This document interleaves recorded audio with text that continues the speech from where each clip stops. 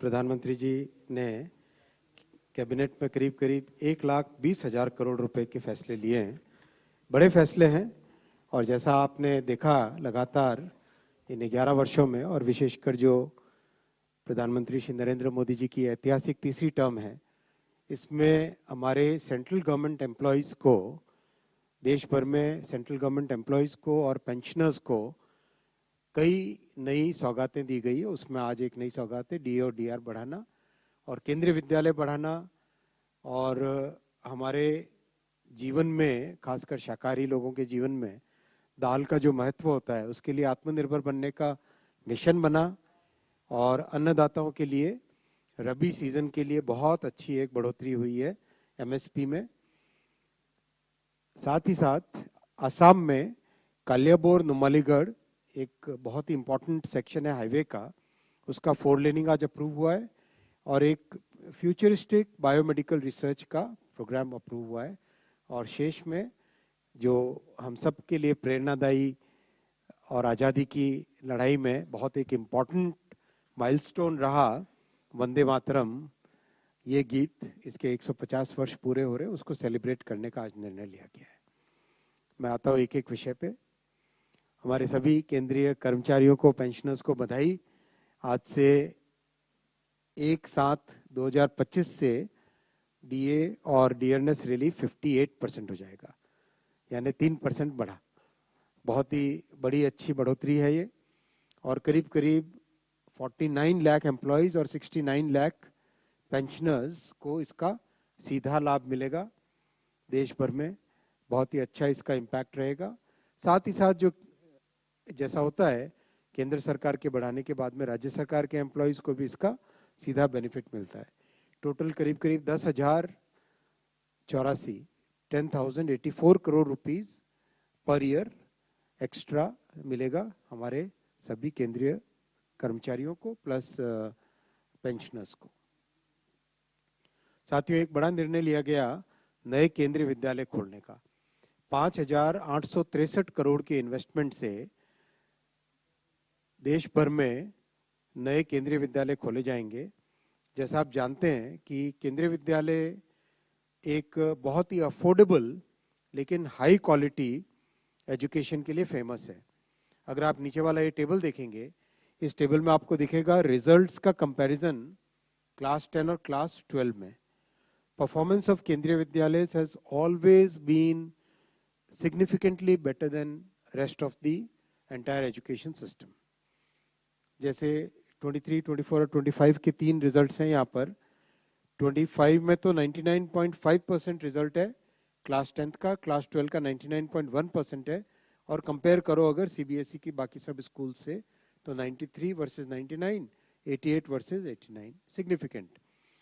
अब तक करीब देश में 1288 केंद्रीय विद्यालय चल रही हैं, 14 लाख स्टूडेंट्स हैं देश भर में। इसको और आगे बढ़ाने के लिए 57 न्यू केंद्रीय विद्यालय खोले जाएंगे। 57 न्यू केंद्रीय विद्यालय खोले जाएंगे, और इसमें 20 ऐसे हैं जो जिन जिलों में एक भी केंद्रीय विद्यालय नहीं है उनमें 20 जोड़े गए हैं। 14 केंद्रीय विद्यालय ऐसे हैं जो एस्पिरेशनल डिस्ट्रिक्ट में, आकांक्षी जिलों में है, और 4 केंद्रीय विद्यालय लेफ्ट विंग, अब तो वैसे भी एलडब्ल्यूई खत्म होने वाला है जल्दी, लेकिन पुराना जो क्लासिफिकेशन था उसके हिसाब से एलडब्ल्यूई जिलों में थे, और हिली एरिया और नॉर्थ ईस्टर्न रीजन में 5 केंद्रीय विद्यालय खोले जाएंगे। 87,000 स्टूडेंट्स को इसका बेनिफिट मिलेगा, और 4,600 एडिशनल टीचर पोस्ट इससे क्रिएट होगी, जो कि बहुत बेनिफिट एम्प्लॉयमेंट में भी आएगा। 5,863 करोड़ रुपए का इन्वेस्टमेंट आएगा इसमें। कैपेक्स 2,586 करोड़ और ऑपेक्स रहेगा 3,277 करोड़ रुपीस का। मैं तीसरे विषय पे आता हूं जो हम सब के जीवन के लिए बहुत ही महत्वपूर्ण है। हम लोग, भारत करीब करीब दुनिया में one of the biggest producers of pulses है, एंड ऑल्सो सबसे बड़े कंज्यूमर्स में भी आता है, क्योंकि शाकाहारी जीवन में पल्सेस प्रोटीन का बड़ा सोर्स है।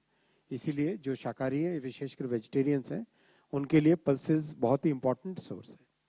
2024 में भारतीय जनता पार्टी के मैनिफेस्टो में क्लियरली डिक्लेयर किया था कि पल्सेस के लिए, दलहन के लिए एक बड़ा मिशन बनाया जाएगा, जिससे कि भारत इसमें आत्मनिर्भर बन सके, इंपोर्ट न करना पड़े।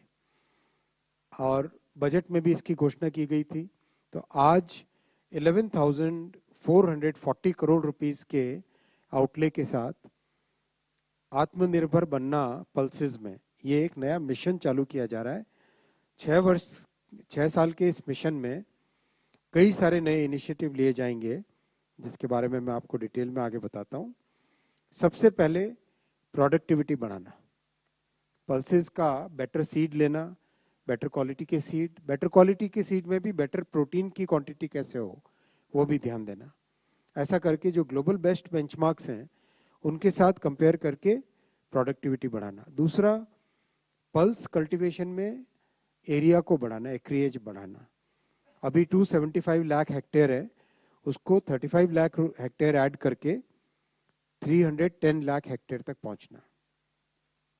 थर्ड, कंप्लीट वैल्यू चेन पे काम करना, सीड से लेके पल्सेस के ग्रोइंग के टाइम में जो डिफिकल्टीज आती है उनको सॉल्व करना, उसके बाद में स्टोरेज, हार्वेस्टिंग के बाद में पोस्ट हार्वेस्टिंग, जितना भी प्रिजर्वेशन के लिए पल्स में एक बड़ा चैलेंज आता है। दाल को आप थोड़े टाइम रखते हो तो बहुत जल्दी उसके ऊपर पाउडर बनने लग जाता है। तो कैसे उसको बेटर क्वालिटी, बेटर सुधार किया जाए जिसमें कि स्टोरेज में खराब ना हो। इन सब चीज़ों का ध्यान रखते हुए ये आपके सामने प्रोडक्शन के और यील्ड के और इसके टारगेट रखे हुए। प्रोडक्टिविटी के एरिया बढ़ाने का टारगेट है 275 से 310 लाख हेक्टेयर। प्रोडक्शन बढ़ाने का टारगेट है 242 लाख से 350 लाख मेट्रिक टन का। और यील्ड बढ़ाने का 881 से पर हेक्टेयर इतने किलोग्राम, 1130 किलोग्राम यील्ड बढ़ाने का, यानी प्रोडक्टिविटी बढ़ाने का ऑब्जेक्टिव लिया गया है। इसको इम्प्लीमेंट करने के लिए बहुत बड़ा फोकस रहेगा, अच्छे बीज आए और अच्छी ट्रेनिंग दी जाए। इसके लिए बहुत अच्छे R&D के प्रोजेक्ट जो चल रहे हैं, साथ ही साथ ग्लोबल कोलैबोरेशन भी इसमें किया जाएगा, जिससे कि best quality, best technology Bharat को मिले। 416 फोकस्ड डिस्ट्रिक्ट्स आइडेंटिफाई किए हैं, जिसमें किसानों की ऑलरेडी पल्सेस उगाने की एक कॉम्पिटेंस है, वहां पे फोकस करके और उसको आगे बढ़ाया जाए। एरिया बढ़ाया जाएगा कल्टीवेशन का, 275 से 310 लाख हेक्टेयर किया जाएगा। और 1000 नए यूनिट पैकेजिंग और प्रोसेसिंग के लिए सेटअप किए जाएंगे। ये बहुत बड़ा इनिशिएटिव है, क्योंकि अब तक अगर आप देखो तो जो स्टोरेज और प्रोसेसिंग है उसके ऊपर फोकस करने से किसानों की इनकम में एक सिग्निफिकेंट स्टेप चेंज आता है, क्वांटम जंप आता है। और फिफ्थ पॉइंट जो यहाँ पे आप देख रहे हैं, उड़द, तूर और मसूर, इन 3 दालों का जो भी किसान रजिस्टर करेगा, जो कोऑपरेटिव सोसाइटीज हैं उनके साथ, नेफेड और इन सब के साथ, उनका 100% प्रोक्योरमेंट करने की गारंटी दी जाएगी। मान लो किसी किसान ने कहा कि मैं 1000 क्विंटल प्रोड्यूस करूंगा, वो रजिस्टर करता है, तो 100% प्रोक्योरमेंट की गारंटी रहेगी। उस गारंटी की कॉस्ट है नेचुरल है। तो अगर आप इस पेज पे देखें, PM आशा प्रोग्राम है जिसमें गारंटी दी जाती है प्रोक्योरमेंट ऑफ पल्सेस की। इसका आउटले 45,000 करोड़ रुपीस से बढ़ा के 60,000 करोड़ रुपीस किया गया है। PM आशा का आउटले 45,000 करोड़ से 60,000, बिकॉज 100% प्रोक्योरमेंट की गारंटी दी जाएगी for all the registered farmers for Toor, urad and मसूर। ओवरऑल ये एक बहुत बड़ा इनिशिएटिव है, बड़ा मिशन है, डिफिकल्ट भी होता है इस तरह का मिशन, और इसमें बहुत बड़ा रोल रहेगा राज्य सरकारों का। स्टेट गवर्नमेंट के साथ मिलकर ही इस काम को किया जा सकता है, क्योंकि एग्रीकल्चर में स्टेट का रोल इतना ही इम्पोर्टेंट है जितना केंद्र का। तो केंद्र और राज्य मिलकर इस काम को करेंगे। आज का चौथा बड़ा फैसला है रबी सीजन की MSP बढ़ाने का। रबी सीजन की MSP बढ़ाने से टोटल 84,263 करोड़ रुपीस हमारे किसान भाइयों के मेहनत के इसमें जाएंगे। आप जानते हैं कि इसका एक प्रॉपर मैकेनिज्म है, CACP, commission for agriculture cost and prices. CACP की रिकमेंडेशन आई और जो रबी सीजन के 6 बड़े क्रॉप्स हैं, वीट, बार्ले, ग्राम, लेंटिल, रेपसीड, मस्टर्ड और सनफ्लावर, इनके सब में जो कमिटमेंट है कॉस्ट से मिनिमम 50% अधिक होना, उस कमिटमेंट को ध्यान में रखते हुए ये नए MSP आज अप्रूव हुए हैं। ये सारे नंबर्स जो आपके कॉस्ट और प्राइस के नंबर्स हैं, ये रुपीस पर क्विंटल में है। गेहूं का margin over cost of production, मैं आपको रिक्वेस्ट करूंगा आप ये लास्ट कॉलम का पूरा ध्यान दें। Margin over cost of production, ये हमारी कॉस्ट ऑफ प्रोडक्शन है, ये प्राइस है MSP, और ये margin over cost of production. तो 50% से ज्यादा मार्जिन होना चाहिए किसी भी क्रॉप में MSP से। तो यहाँ पर अगर आप देखेंगे 109%, 58%, 59%, 89%, 93%, 50%, तो 50% margin over the cost of production, ये एक बहुत बड़ा कमिटमेंट है। इस कमिटमेंट को इस MSP की पॉलिसी में कंप्लीटली फुलफिल किया गया है। टोटल एस्टिमेटेड प्रोक्योरमेंट रबी सीजन का 297 लाख मेट्रिक टन एस्टिमेट किया गया है, करीब 300 lakh metric ton, it's a huge number. और करीब 84,263 crore rupees will be basically the amount paid to farmers in the rabi because of this MSP। पांचवा आज का बड़ा फैसला लिया गया, असम में अगर आप काजीरंगा देखें तो ब्रह्मपुत्र नदी है, उसके बाद में काजीरंगा है, और उसके बाद में बड़े से पहाड़ हैं। तो क्या होता है कि हर मॉनसून में, और विशेषकर नॉर्थ ईस्ट में बारिश का पीरियड काफ़ी लंबा रहता है, तो काजीरंगा से राइनो और बाकी सब काजीरंगा में रहने वाले प्राणी, वो सब के सब they start coming towards the hilly area, then they have to cross the road, और उसके कारण काफ़ी एक दिक्कत रहती है, एनिमल कॉन्फ्लिक्ट भी रहता है, कई बार एनिमल्स की डेथ भी रहती है, उसमें एक्सीडेंट्स रहते हैं।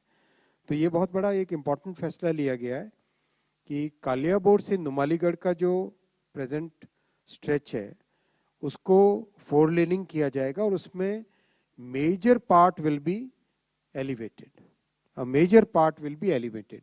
आप ये देखो, ये तेजपुर है, तेजपुर के बाद में ब्रह्मपुत्र नदी है, नदी के बाद में आपको देखेगा जहाँ पे आपका ये NH715 का दिख रहा है ना, येलो कलर का symbol, that is basically Kaziranga national park का मेजर एरिया। तो ये जो रोड रेड कलर में दिख रही है, this is the new Kaliabor to Numaligarh, ये नया सैंक्शन हुआ है, हाईवे तेजपुर से लेके झांझी तक का ये सेक्शन है। इसमें काजीरंगा नेशनल पार्क से जाने वाला जो हिस्सा, एक और चीज नोट करना दोस्तों, ये प्रेजेंटेशन जोहो का है और ये नक्शा मैपमा इंडिया का है, राइट? गूगल मैप्स नहीं है, मैपमा इंडिया का नक्शा है। अच्छा लग रहा ना, स्वदेशी। तो इसका मेजर पार्ट एलिवेटेड रहेगा, 34 किलोमीटर एलिवेटेड वायडक्ट रहेगा इसमें, which is passing through the Kaziranga national park. और बहुत इम्पोर्टेंट इसमें रहेगा कि जो टाइगर कंजर्वेशन, राइनो कंजर्वेशन और वाइल्ड लाइफ के नेशनल वाइल्ड लाइफ का बोर्ड है, इन सब वाइल्ड लाइफ इंस्टीट्यूट है, इन सब के साथ मिलकर बहुत सारे इनिशिएटिव्स लिए गए हैं जिससे कि एनिमल्स कोई भी उनको नुकसान ना हो। इसका एक एग्जांपल थोड़ा इससे अलग है, ये पेंच टाइगर रिजर्व है मध्य प्रदेश में, मध्य प्रदेश में है।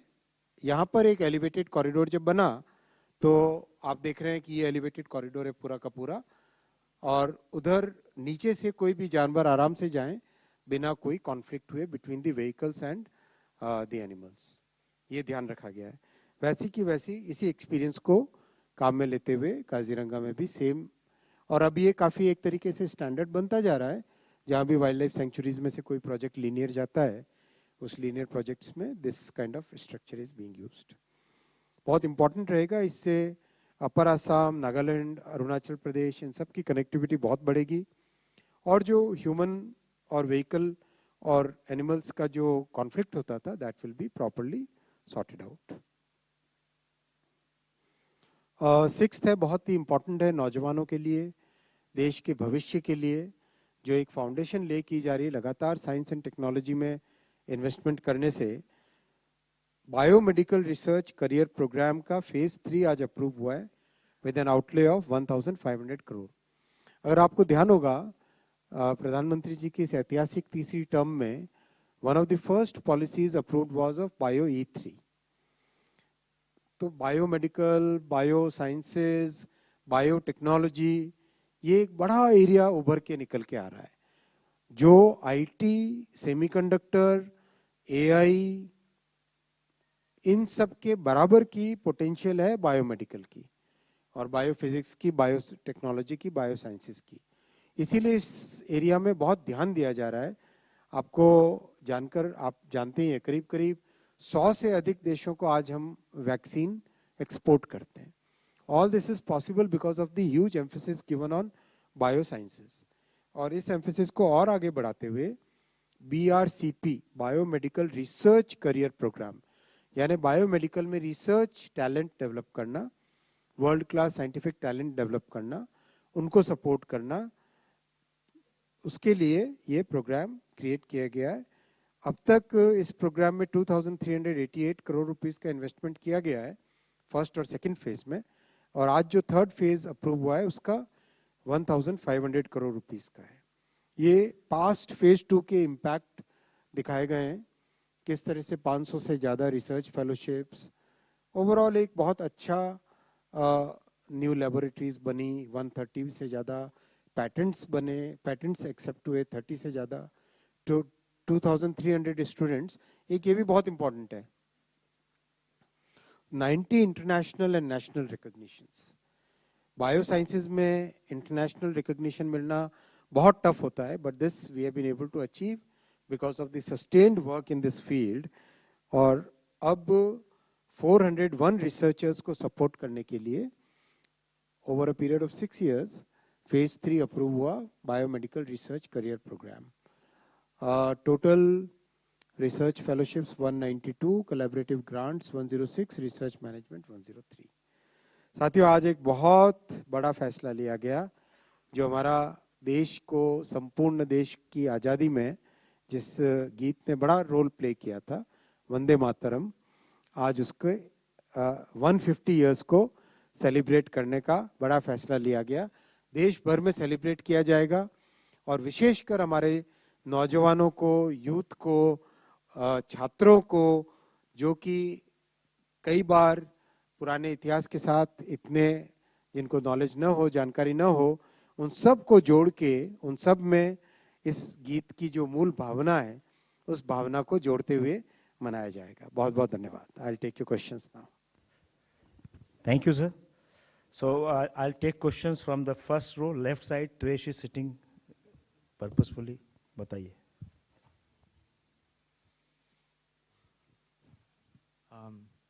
Sir, for the national, regarding the pulses program, I think some of the pulses are also already covered under MSP. So how will the interplay happen between both the schemes, sir? देखो, as usual, Tuesh has asked a very difficult question, but I'll try to answer it, and I'll take supplementary phone a friend वाला use करेंगे, right? Basically, देखो MSP है, MSP के बाद में procurement का जो प्रोसेस है, प्रोक्योरमेंट का प्रोसेस है बेसिकली NAFED और किसके साथ, और NCC, हाँ, NAFED और NCCF के थ्रू है। ये कोऑपरेटिव मैकेनिज्म है, और इसमें स्टेट गवर्नमेंट का रोल बहुत इंपॉर्टेंट होता है। स्टेट गवर्नमेंट अपने पूरे एरिया का देख के कहाँ पे कितना प्रोक्योरमेंट करना है, quite different from the procurement system for wheat and rice, उससे काफ़ी अलग है ये। तो इसमें जो दो बड़े फैसले लिए गए हैं आज, 100% एश्योर्ड प्रोक्योरमेंट, ये जो आप 5th पॉइंट देख रहे हो, और इससे पहले PM आशा में 60,000 crore rupees extra outlay for PM Asha guarantee, ये गारंटी मिलती है नेफेड और एनसीसीएफ को, वो लोग प्रोक्योर करते हैं फार्मर्स से, फार्मर्स उनके पास रजिस्टर करते हैं, फिर जो एमएसपी है उस प्राइस पे प्रोक्योरमेंट होता है, और किसान को ये फ्रीडम रहता है अगर मार्केट में प्राइस उससे ज़्यादा है तो बाहर बेच सकता है, लेकिन एमएसपी पे खरीदने की गारंटी इस प्रोग्राम के तहत तूर, उड़द और मसूर के लिए 100% प्रोक्योरमेंट, और बाकी दालों के लिए जो भी राज्य सरकार जो नॉर्म तय करे वो उसमें दिया जाएगा। ये ठीक था ना? अप्रूव हो गया यहाँ से।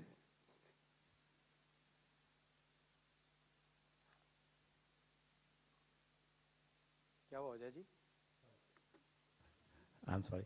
Our next is Brahm Prakash, 2, sir. Hi, good afternoon, sir. Ashmit Kumar from CNBC TV18. Sir, just a couple of questions. Between the programs for DA increase, the agri productivity increase, and the MSP, the total outlay is about 1,05,000 crores, 5,000 crores rupees. Can you give us a sense what will be the time period over which we'll be looking to spend this money?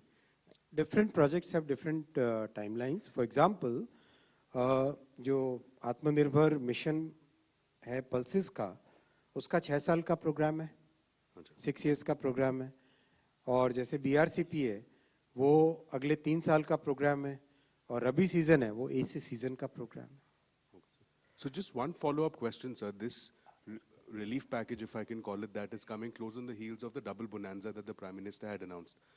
Is there a certain thinking within the government that there is a need to give an impetus to the economy, and that's the reason why we're seeing GST bonanza plus now additional outlays approved for injecting more liquidity in the market, in the economy? नहीं, आप रबी season तो हर साल MSP बढ़ाते हैं, wheat season, wheat का भी इसका जो खरीफ का है वो भी एमएसपी हर साल आती है, उसका इसके साथ कोई संबंध नहीं.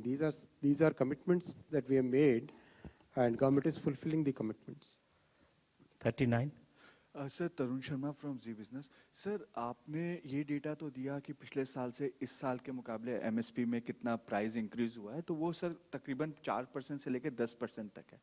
सर ये हमें कॉस्ट का डेटा भी मिल पाएगा कि पिछले साल से? दिया ना आपको, ये दीजिए कॉस्ट का डेटा. ये जो फर्स्ट कॉलम है ये वाला, ये कॉस्ट है, एस्टिमेटेड कॉस्ट. ये सेकंड कॉलम है price, and this is the margin which is over and above the cost. For example, lentil या wheat का ले लो, पहला वाला 1,239, that is the cost rupees per quintal, and MSP is 2,585. That is the MSP rupees per quintal. So the margin is 109% over and so significantly over and above the cost. That's why it is structured like that. यही आपका question था ना? Sir मेरा था कि sir 25-26 के अंदर sir क्या कॉस्ट रही होगी? पुराने कॉस्ट आपको पुराना डेटा दे देंगे, डिपार्टमेंट से मिल जाएगा. Thank you sir. 3, इधर से आएंगे. सर मैं लक्ष्मण CNBC आवाज़ से. ये रबी सीजन में जो एमएसपी बढ़ाने का फैसला लिया गया उसमें आपने कहा है कि ये 84,263 करोड़ रुपए किसानों को जाएंगे, तो ये कैलकुलेशन कैसे किया गया है, क्या इसका प्रोक्योरमेंट प्राइस लिया गया है? दूसरा, पल्सेस में जो आपने कहा कि अगर एमएसपी से नीचे दाम जाता तो प्रोक्योरमेंट की गारंटी देते हैं.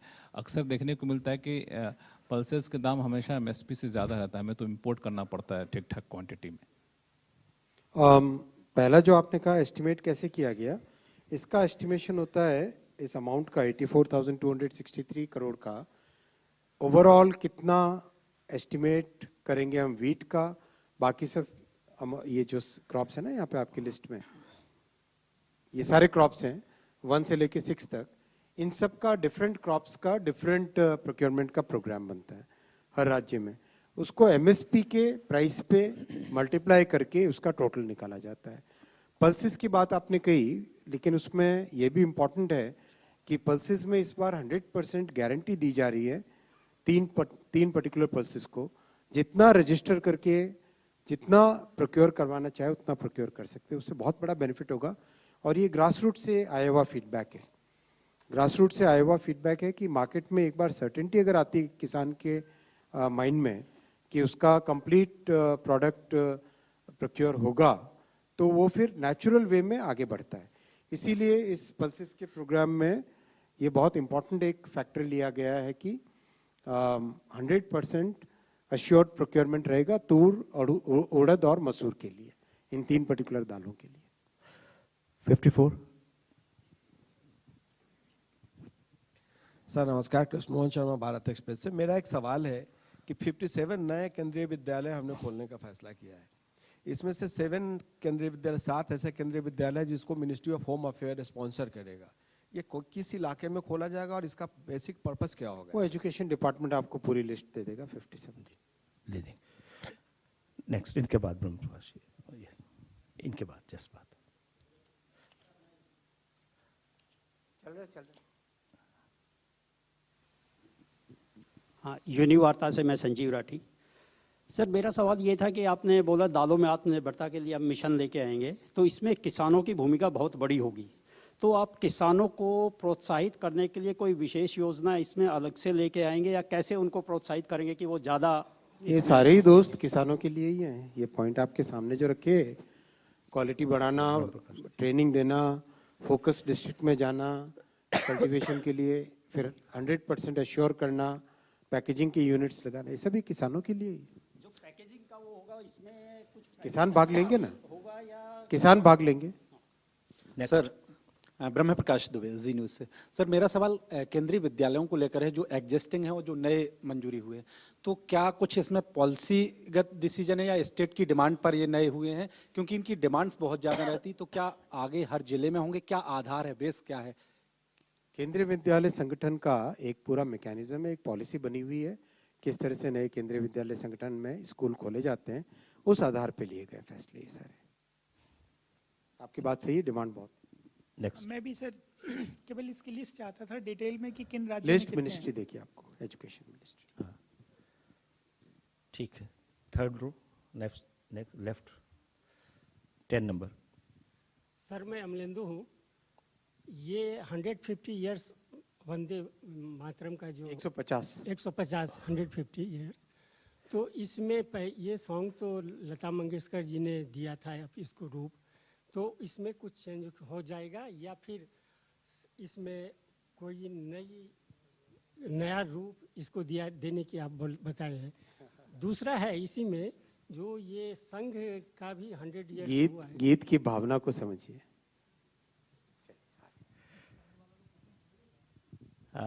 इस रो में और कोई नहीं है। 3rd रो में 5-7 मिनट में खत्म। जी सर। 104 सर इधर आपके लेफ्ट में, इधर राइट साइड। राइट हाँ, सर मेरा सवाल है, अच्छा ऐसे सर मेरा सवाल है कि भारत में सर दलहन के मामले में हम लोग कितने शॉर्ट हैं, कितनी हमको एक्सपोर्ट करनी पड़ती, क्योंकि हम लोगों को इंपोर्ट करनी पड़ रही दालें, जिसके कारण ये सरकार का फोकस है दलहन उत्पादन पर। और इसमें सर कौन सी ऐसी दाल है जिस पर आप जिन 3 दालों पर आपने जोर दिया है कि इन पर भारत में ज़्यादा फोकस करेंगे, तो क्या इनकी डिमांड सबसे ज़्यादा है? क्या डिमांड इन सबसे ज़्यादा है और हम लोग कितने शॉर्ट है सर डिमांड से? ये हर एक पर्टिकुलर दाल का डिपार्टमेंट आपको कंप्लीट डिटेल दे देगा। करीब 47 लाख मेट्रिक टन की शॉर्टेज रहती है। 11। सर नमस्कार सर, मैं प्रदीप, टोटल न्यूज़ से। सर ये जो हाँ पूछिए, आ रहा है सर, आवाज़ आ रही है? हाँ सर मैं ये पूछना चाह रहा हूँ, जो आपने पल्स मिशन अभियान की बात की, इसमें राज्यों की भूमिका क्या रहेगी? क्या राज्यों से आपने बहुत बड़ी जिक्र किया? भूमिका रहेगी। कृषि से संबंधित हर कार्य में राज्यों की भूमिका बहुत बड़ी होती है। कृषि से संबंधित हर प्रोग्राम में, जैसा इससे पहले डिजिटल एग्रीकल्चर प्रोग्राम का, कई चीज़ों का आपके सामने रखा, राज्य सरकार का रोल बहुत बड़ा होता है, उनके साथ मिलकर ही काम किया जाता है। सर जो 57 केंद्रीय विद्यालयों की बात हुई है, उसमें कैसे चिन्हित किया गया है राज्यों को? केवीएस केंद्रीय विद्यालय संगठन की पॉलिसी के अनुसार। ये सारे 4 नंबर रिपीट न करें, जो प्रश्न हो चुके हैं रिपीट न करें। प्रश्न पूछे जा चुके हैं। सर नमस्कार, मैं विकास हूँ न्यूज नेशन चैनल से। कि अपने देश में फसल खरीद की व्यवस्था है और उस व्यवस्था के बावजूद हम लोग देखते हैं कि कई सारी परेशानी आती है। तो ये दाल खरीद के लिए जो 100% गारंटी दी जाएगी, आपने हालांकि पहले बताया कि कैसे खरीद होगा, तो क्या कोई स्पेशल मैकेनिज्म बनाया जाएगा ताकि किसान को 100% गारंटी है तो 100% खरीद हो जाए? बिल्कुल वैसा मैकेनिज्म बनाया जाए। 2 लास्ट क्वेश्चन हम और पूछेंगे। हाँ सर, अभी हमारा जो इंपोर्ट है वो काफी दालों का ज्यादा चल रहा है और दालें जो है सारी बिलो एमएसपी चल रही हैं। केंद्रीय मंत्री जी ने कहा है कि हम खरीद रहे हैं कुछ स्टेट्स के अंदर, लेकिन कई स्टेट्स में अभी भी एमएसपी के बिलो है, तो उसको कैसे हम पिक कर रहे हैं कि प्रोक्योरमेंट और बढ़े हमारा? वही तो इस प्रोग्राम में है भाई। सर अभी की बात करें, आपने अगले के लिए पहले ही अभी बना के दिया, लिए ये लेकिन अभी कार्यक्रम भी अभी- बिलो एमएसपी जा रही है सर, अगर मंत्रालय वहाँ वाले खरीदते बता हैं, पाएं तो। वहाँ पे किसान देते हैं, काफी मात्रा में खरीदी है। खरीदी का कोई नंबर है अभी आपके पास? 50,000 करोड़ रुपए की खरीदी है, 50,000 करोड़। 16 पीछे। कई बार ना पुराने माइंडसेट में अंदर रह जाते हैं, कई 2014 से पहले की बातें ध्यान में रहती हो। ये लास्ट प्रश्न है हमारा। Hello, sir. I'm Rituraj from Mint. So the mission for Pulses talks about price stability. So for monitoring prices, will there be a mechanism, an index, or how will it work? आज भी है यार, आज भी है, आज भी prices का मॉनिटरिंग होता है। एक अंतिम प्रश्न ले लें सर, 140 नंबर पीछे। 140, 140। Hi sir, I'm Piyush from India Today. Sir, the government has decided to to celebrate 150 years of Vande Mataram. So will we see the celebrations taking place in schools? And if in schools, will it be government and schools and madrasas also? सबको जुड़ना चाहिए, सबको जुड़ना चाहिए।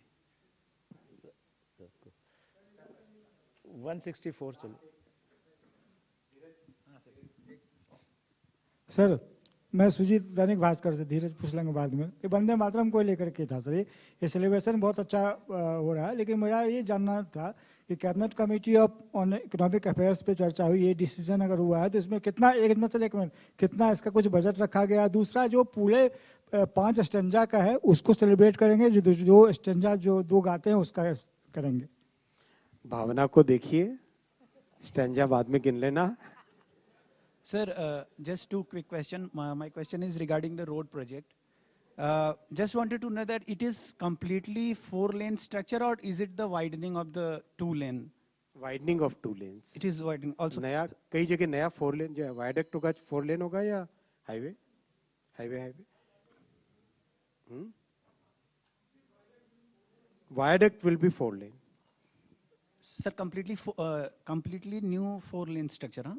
Viaduct will be completely new 4 lane structure. Okay. And sir, But second बाकी वाला is expansion. 1 kilometer will be new bypass, 30 kilometer will be widening from 2 lanes. एक बार जरा आप धीरज को complete details दे देना। Sir, just one quick question. Since the line is passing through national park, how will the wildlife concerns will be addressed? बताया ना आपको, ये आपको एक एग्जांपल पेंच का दिखाया था ना। This is an example from Pench national park, जिसमें एलिवेट हो जाने से, वायडक्ट पे जाने से नीचे से जानवर आराम से मूव कर सकते हैं।